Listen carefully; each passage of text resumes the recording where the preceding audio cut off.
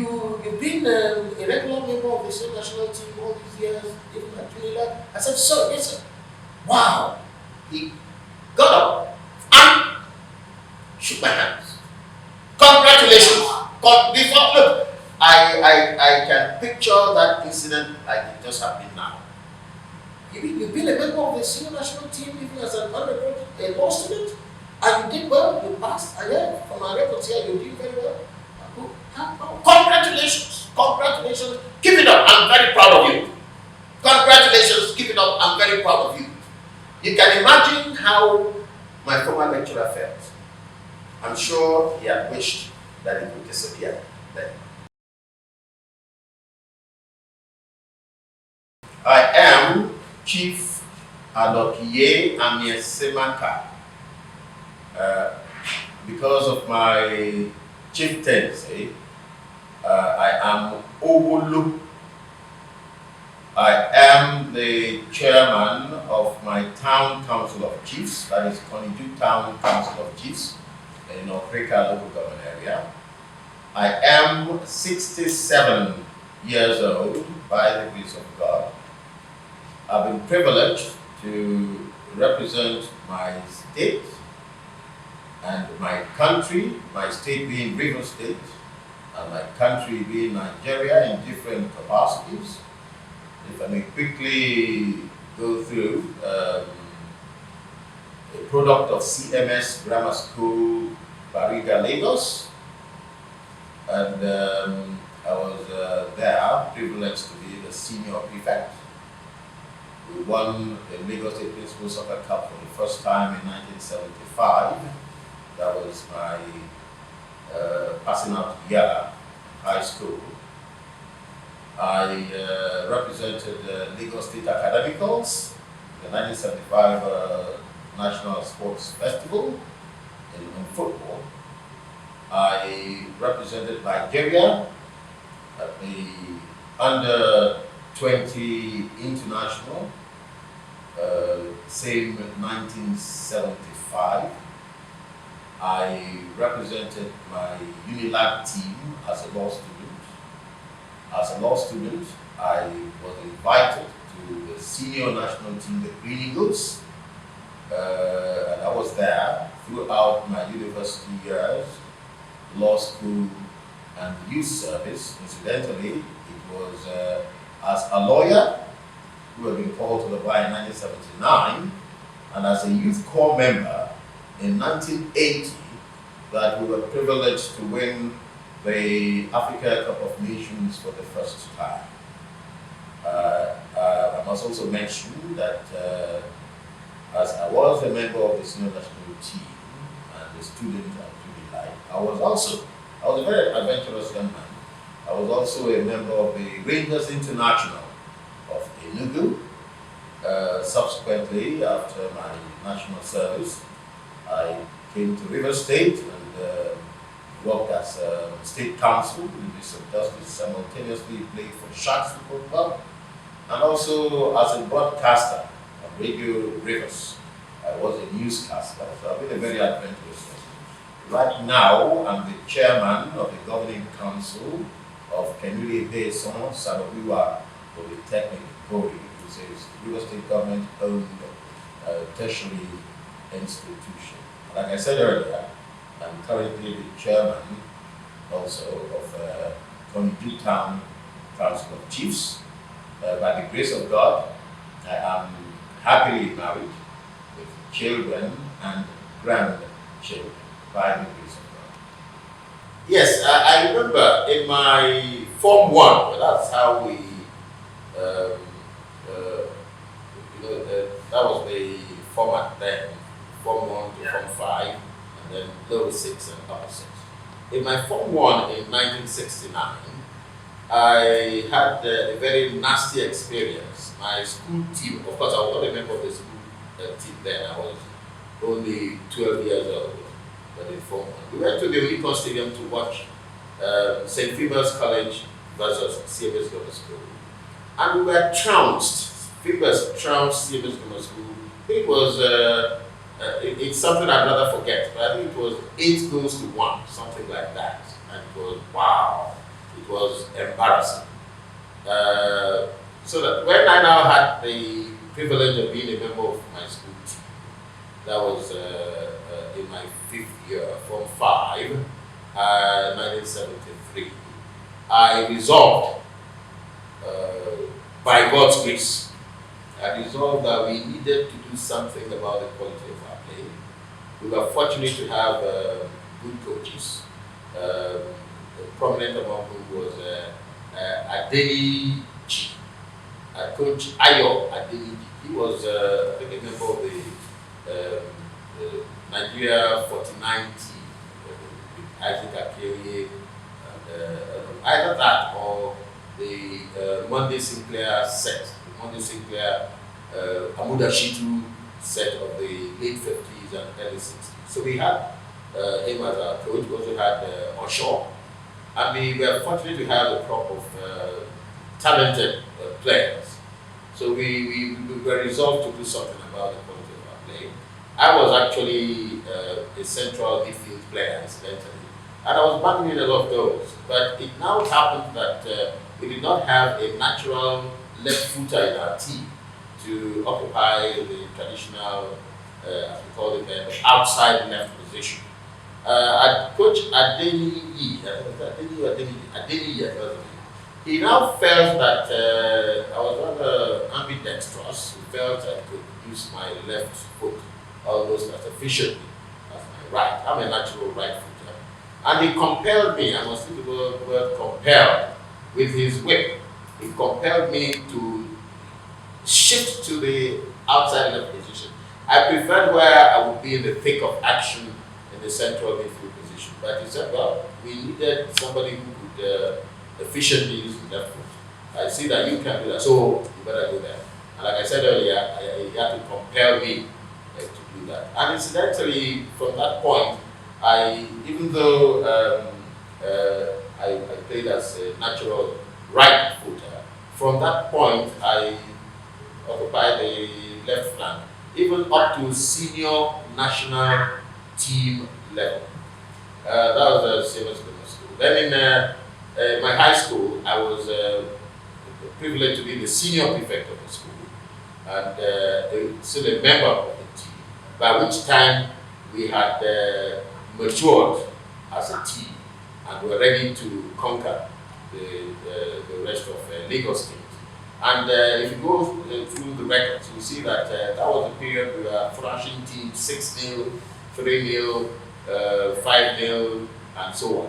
So it was no surprise that we clinched the National Soccer Cup in 1975, and I'm very proud of that. That's how far it goes with Savers Girls School.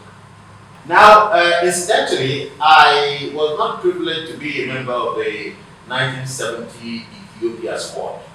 I had not been invited to the senior national team then. I was a member of, like I said earlier, of the Lagos State Academicals and then the national under 20 football team, same 75. And it was in September 75 that I gained admission to UNILAG to study law. Now, it was in it was the end of 1976, after the Deridawa Ethiopia experience, that I was invited to the national team. And I'll tell you what was instrumental to that. Now, I had this youth development experience from secondary school and all that. And that's why I have a passion for youth development, catch them young. And I think we'll come to that. Now, I represented Lagos State. I represented my school teams here at Lagos School. I represented Lagos State, practically, people say. I got into the UNILAG team. We got into the Nuga Championship in Ibadan, 76. One of our coaches was the late Dan Anyam. He was a member of the 1949 team that went to the UK Adventurers, or the like that we used to call them then. He was a member of that team. He was one of our key coaches, and he was so impressed with my performance. He was so in fact, I remember that I had an ankle injury during one of our training sessions, And our next match, he said I was going to play as a first team member of the team. And then I protested. I said, no, that with my ankle injury, he had more confidence in me than the other players. I cannot forget that comment. And it spurred me. At the end of the day, we won silver in '76. But we were beaten by Abu. Thank God, 2 years later, we had our revenge. We beat Abu for the gold medal. But '76, even though we were defeated, I still remember the members of the Abu team, when they were being awarded the gold medal, invited me. They said, they would want me to be part of their sport to receive a gold medal too. I still remember that incident. Wow. So you see, that was how I got invited to the senior national team in late '76. My first match for my debut for the senior national team, the Green Eagles, was I think on the 14th of February 1977 in a match with the Republic of Benin, which was one of our best matches. We trounced them by 7 goals to 0. So I started playing for Nigeria January '77, which was my second year as a law student in Unilag. And it was in 1978 that Jim Wobodo, who was chairman of Rangers, who later became governor of Anambra State, he came personally to Unilag to ask me to be a member of the Rangers international football team. By which time, remarkably, I had been a member of the senior national team for close to 2 years or more. So I was a member of the senior national team even before I played for Enugu Rangers, a regional but very significant, a very popular club side in Nigeria. So '78, I was part of the Algeria team. There I think we won the bronze medal, All Africa Games football. Before then, '77, preparatory to the 1978 World Cup. I'm sure you alluded to that in your introduction. Yes, we believed that's why it is not over until it is over. We played Tunisia in Tunis, and we had a splendid game. So coming back home, we virtually took it for granted that we were going to beat Tunisia and then automatically qualify for the '78 World Cup. Apart from our confidence, which was probably excessive, right? It was also at that time that our key centre forward, the late Thompson Hussein, left for greener pastures in the United States. So we had a deficiency in our attack, and we struggled in that game. We had over 80% of possession, but we just couldn't find the net. And then there was this tragedy. I call it a tragedy for 2 reasons. Number one reason, the culprit, Godwin Odiye, was our most, up to that moment, he was our most reliable defender. He was our most reliable defender. And he inadvertently diverted a cross from one of the Tunisian players. He diverted it, deflected it into our net. And that was the only goal of the game, and we lost our chance of playing in the '78 World Cup. Who knows, maybe it was fortuitous. But the point is, Godwin Odiye, our most reliable defender, happened to be the culprit. Happily, though, later in 1980, unfortunately, most people don't seem to remember that, he was a member of our victorious 1980 Africa Cup of Nations team. But talking about the 1978 experience, he considered that goal, well, I would say the team considered that goal, but he deflected the ball into our net, unfortunately, tragically, and then we missed the '78 World Cup. But going forward, with our preparation for 1980, of course, '78 too, we went to Ghana, Nations Cup Ghana, and won bronze medal. So coming back home to host the 1980 Nations Cup, not many people give us a chance. Like I said earlier, some accused, some alleged that our captain, chairman Christian Chugu, was too old, or that the players were no good, that we had no chance of winning the cup and so on. Incidentally, Christian Chugu, at the end of the championship, Christian Chugu was voted the player of the competition. The same Christian Chugu that our press went to town to allege was too old, emerged the player of the tournament. And our preparation was, of course, we had learned from our experiences, and we started early. We undertook a tour of Europe, stayed for a while, over a month in Brazil. We had the best attention. It was actually Father Tico's team, Father Tico's 1976-1977 team that won that 1980 championship. Unfortunately, before 1980, he had left Nigeria. I think he went to Mexico. We had another coach, Otto Gloria. He led the Portugal national team to the 1966 World Cup. So he had a lot of experience. He had as his assistant, Cadestro. Our preparation was top-notch. And we came back home. We as the players, the team, we had confidence in our ability and in the prospects. But our supporters, particularly our press, had no such confidence in us.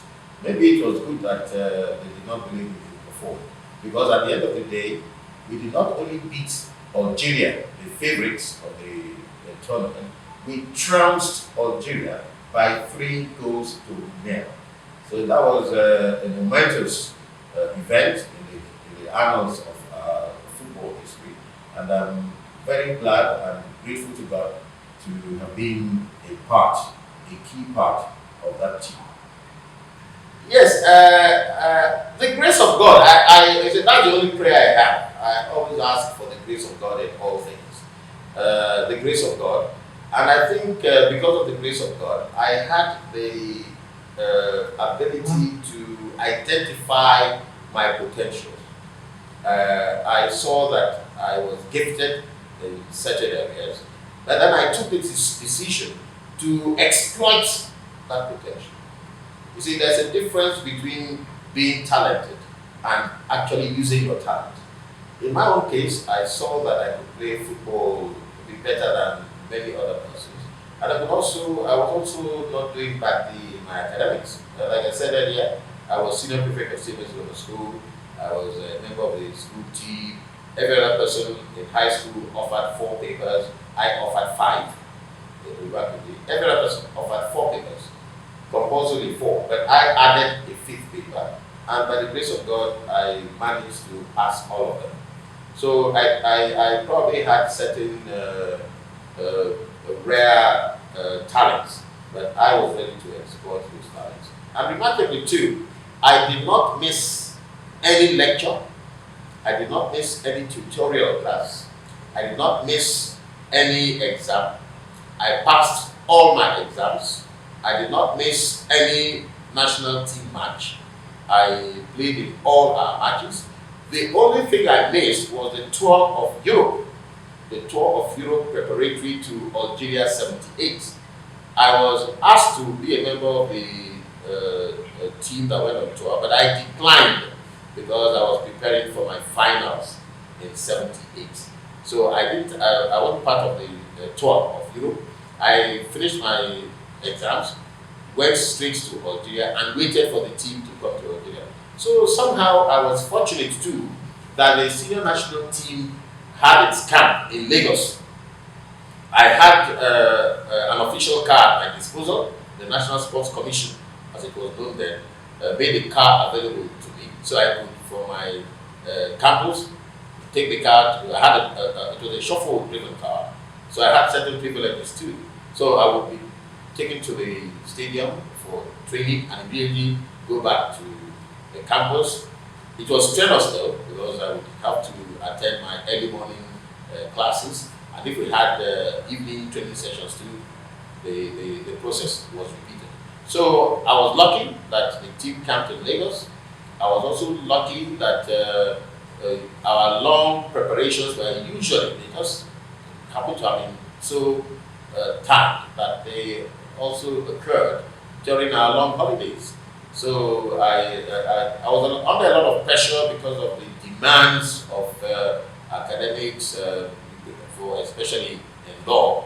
You needed to prepare your notes, you needed to use a library a lot, and you needed to do a lot of reading, a lot of reading. Now, I can also quickly tell you this. My school cert result in 1973, we were the first May-June set. It used to be November, December, or whatever, but we were the first May-June set. So there was extra pressure on us, that set, 73 May-June set. My result was not bad. I came out among the top 3. And not only that, I did well in the arts subjects, as we used to call them then, as well as the sciences. My father had thought that I would study medicine because I had the qualification for that. But I preferred law. And incidentally, one of the reasons why I preferred law was that I felt that I wouldn't have to, my program wouldn't be so rigid as it would have been in medicine. For instance, if you needed to be in the laboratory, you needed to perform certain experiments, and you needed to culture certain things, and you needed to be there at particular times of the day, and they conflicted with football, it could be very difficult for you to combine both. But I felt with law, I had regular schedule for lectures, I had regular schedule for tutorials, I had regular schedule for exams. I knew I would have time not only to attend those classes, but to play football and also to prepare my notes and study for the next day. So all these combined enabled me combine. As for playing for Rangers, many of the Rangers team members were also in the national team. The Okalas, the Atuegus, the Christian Chukus, the Onyedikas, and so on. So it was not so difficult for us to play as a team in Rangers. And in my own case, what I did was, if we had a match in Enugu on Saturday, I would fly after my lectures on Friday, fly to Enugu, play on Saturday, and fly back on Sunday. Yes, very crowded, but very exciting. I was a very young man. I was invited to the senior national team when I was just 19 years old. So you can imagine, very adventurous. I didn't see it as a burden. It was all excitement because football was something I loved. It was a passion. It was something I loved doing. And so it wasn't difficult. When I was in the law school in '79, there was an attempt by my criminal law lecturer. And I'm very happy and thankful to God that I had passed from year 1 to year 2 before I was invited to the senior national team. And criminal law happened to have been my favorite course. This gentleman came to the law school and saw, incidentally, I think he had studied in England, so he needed to be called to bar in Nigeria for him to practice in Nigeria. So we were contemporaries. He was my lecturer. We were contemporaries in the law school. So one day I was in class when the chairman of council, legal education, the secretary came to me in class to say that the chairman wanted to see me. Well, I was wondering what I could have done for the chairman to want to see me. So when I got to his office, I saw the lecturer there, my former lecturer there, but I didn't know what was afoot. So, you are Adokiye Amiesimaka, a member of the Green Eagles? I said, yes, sir. I see. Well, you know this gentleman, he was your lecturer. I said, yes, I know. He has come to say that you play for the senior national team and you are very soon you're going to be called to the bar. That's unprecedented. How can you, a law student, very soon to be a lawyer, and if you're prepared for the Nations Cup in 1980, by which time, from your records, you would have been called to the bar how large should that, blah, blah, blah, blah. He was trying to, I said, with due respect, sir, it's an honor. It's an honor and a rare privilege to represent my country in any capacity, especially in this case in football. Football is a hobby. I happen to be maybe especially talented in the game. I don't see it didn't disturb my academic work in the university. And from what you said here too, it's not disturbing my work here. So I don't see why I should drop. I was saying that the lecturer wanted me to drop football. I said, I with due respect, sir, I don't think I did. Yes.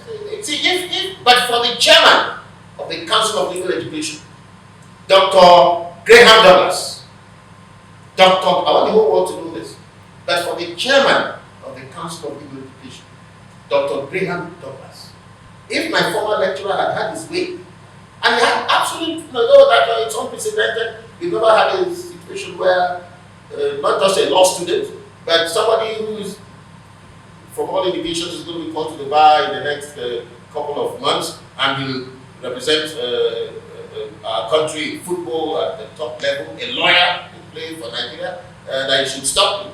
But for now, what was Nabo Graham Douglas' response?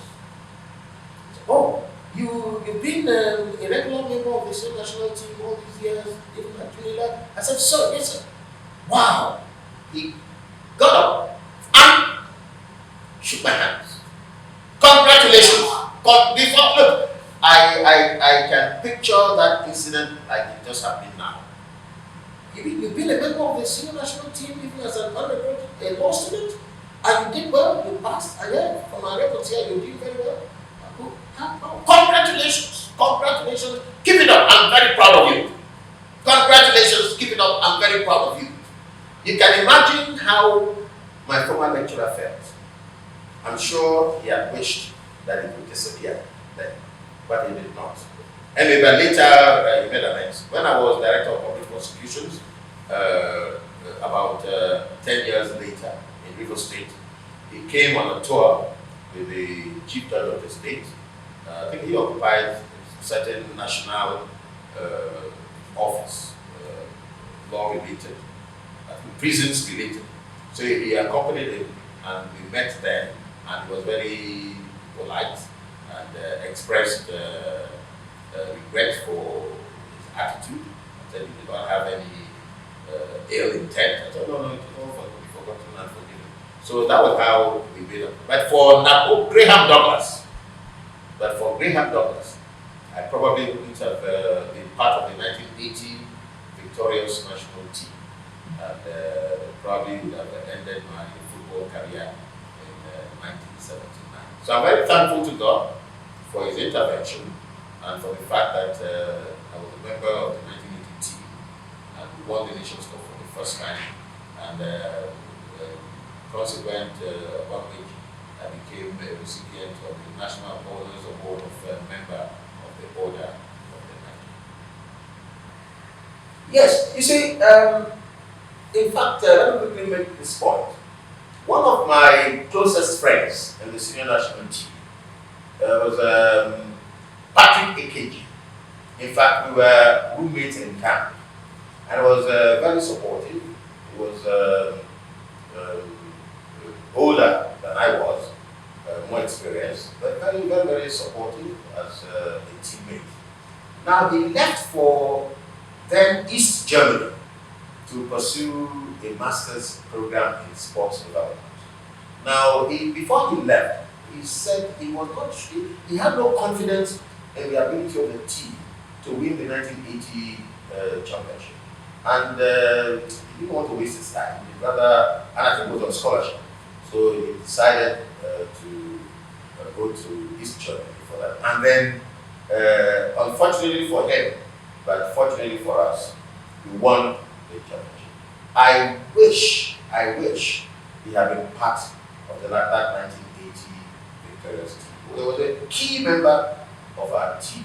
But then, as fate would have it, he chose not to be part of the team. So, you can see, even a member of the team did not believe that we could. Well, nothing is certain. it's not over, maybe it's over. But then our prospects were dim in his perspective, in the perception. Our prospects were dim. Not to talk about outsiders, I talk about our supporters generally and the press. But the generality of the team, the core of the team, we assessed our preparation. We looked at the quality of talent that we had. We also believed that we were resolved. We had that resolve. We were not anticipating the largesse that followed our victory. No.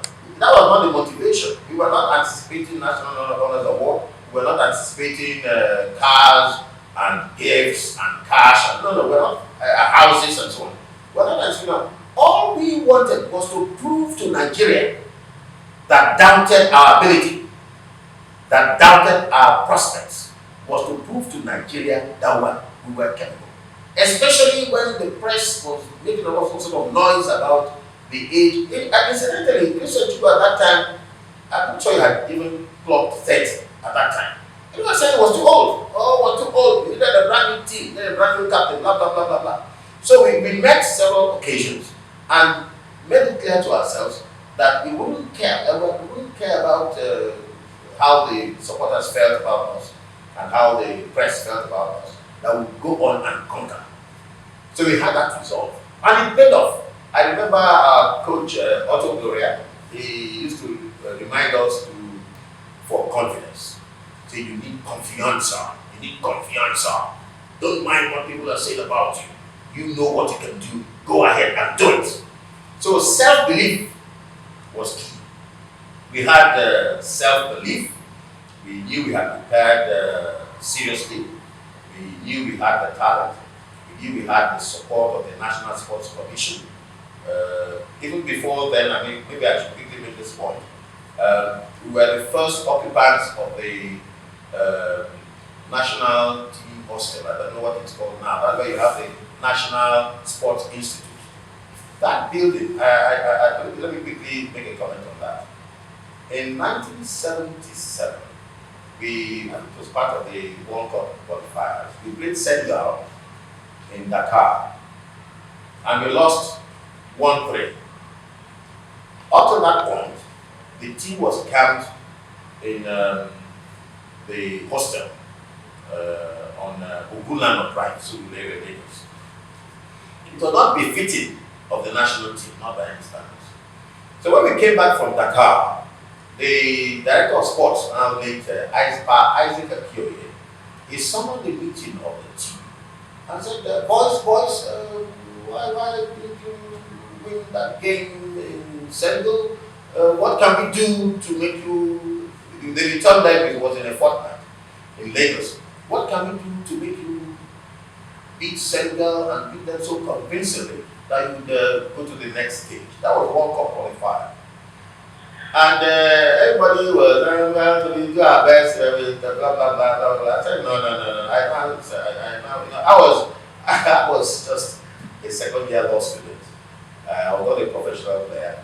My seniors, who though my contemporaries in the national team, like Christian Chubu, Emmanuel Okala, Sheikh Wadebami, Atwegu, and all that, all they were doing was to reassure him that the typical way of saying, we'll do better, we'll win. I said, no, we needed to say more than that. And I said, I had something to say. Adokiye allowed me to speak. So just go ahead. I said, look, in the first place, I raised objection. I said, look, I don't think you should refer to this team as members of the team as boys. It was condescending. I thought it was condescending. Not for me. At that time, I was barely 20 years old. So I was still a very young man. But we had some married men, the Okalas and the Chukwu and the Odebamis. They were much older. They were men.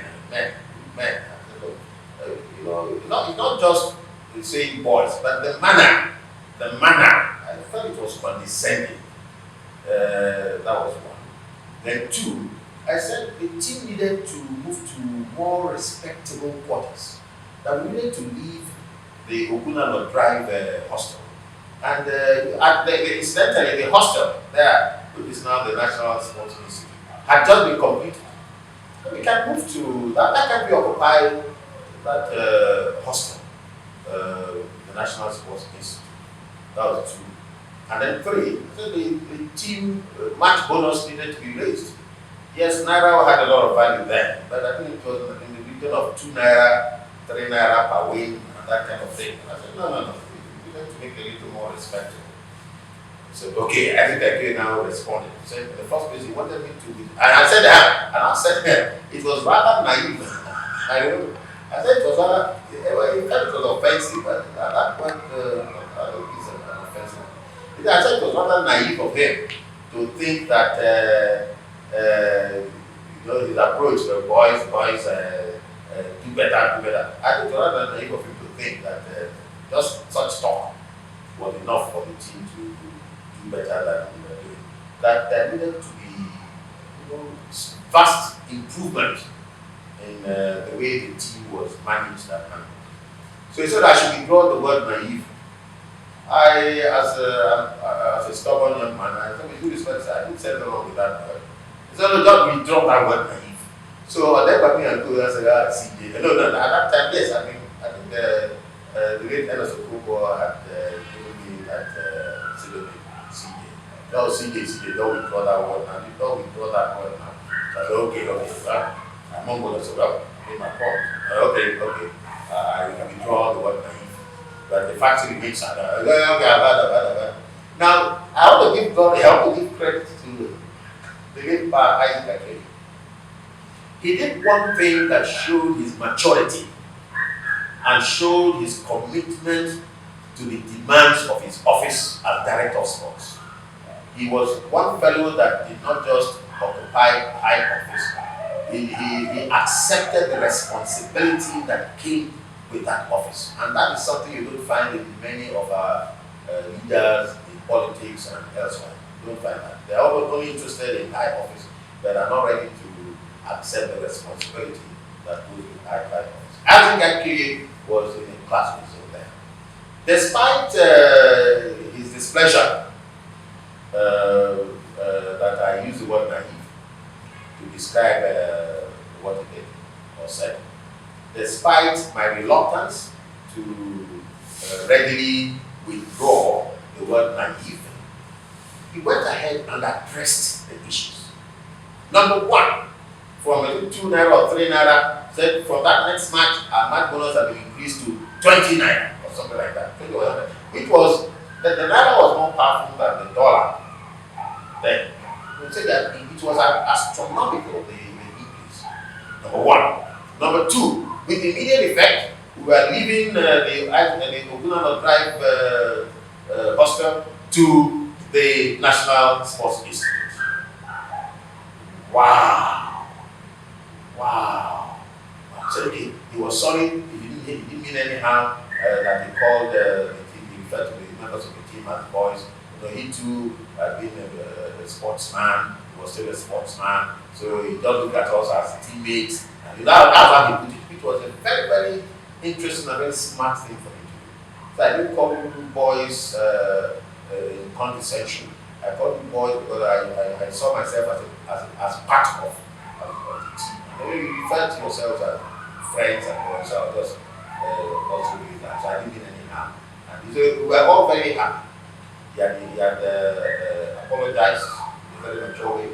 He had accepted that we would go to the National Institute of Sports in immediate effect and our match bonus. I must make this point. From that point, it was up and up. By the time we were ready for the Nations Cup in 1980, our match bonus had gone up to about $2,500 per week. $2,500 now is about 2.5 million naira. So you can imagine at that time going from 2 Naira, 3 Naira, 20 Naira, 100 Naira to 2,500 Naira, $2,500. It's about 2.5 million naira now. So I'm happy to have been part of the team that effected. Although I don't want to single myself out, even though it was my comments that made that happen. I'm happy to have been part of that team that started a upward trajectory of attention to our national team. Although later, after Adokiye, it was like going back to square one. Attention to the welfare of our players was did not take priority, and we started hearing of cases where mad bonuses were being owed. Not in our time, where mad bonuses were being owed, where players stayed in third-rate hotels when they traveled and so on. It didn't happen in that time. I want to commend Adokiye and his team of officials for what they did, and they were part of the 1980 Nations Cup winning squad. Now, for me, and let me quickly also mention this point. I left the national team voluntarily in 1981. Why did I leave the national team? We went on the plane now after our Olympics appearance in 1980. You know, we were not actually scheduled to be representatives of Africa in the Olympics, but I think Ghana withdrew. Ghana had qualified, so we were automatically we represented Nigeria in the Olympics 1980, and that's what makes me an Olympian. Now, after that, to prepare for I think 1982 Nations Cup or Nations or Games or something, I don't remember what the competition now. We went on a plane tour of Tanzania, Kenya, Zimbabwe, and so on. Now, in the course of the plane tour, I sustained a knee injury.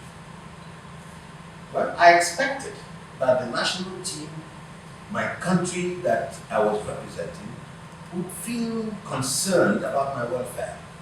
Unfortunately, when we got back to Lagos, it was like they dismissed camp. I said, we should all go to our bases. I said, well, so what about my injury? No, I tell you, we had a medical center. Nothing, don't worry, go. No way, not me. As far as I was concerned, yes, as much as it was a privilege to play for my country, I was not depending on football. I was a lawyer. I'd been called to the bar 2 years earlier. Even though I was still playing for my country, I loved my country. I was playing for my country. I wouldn't take such nonsense. Why would you do?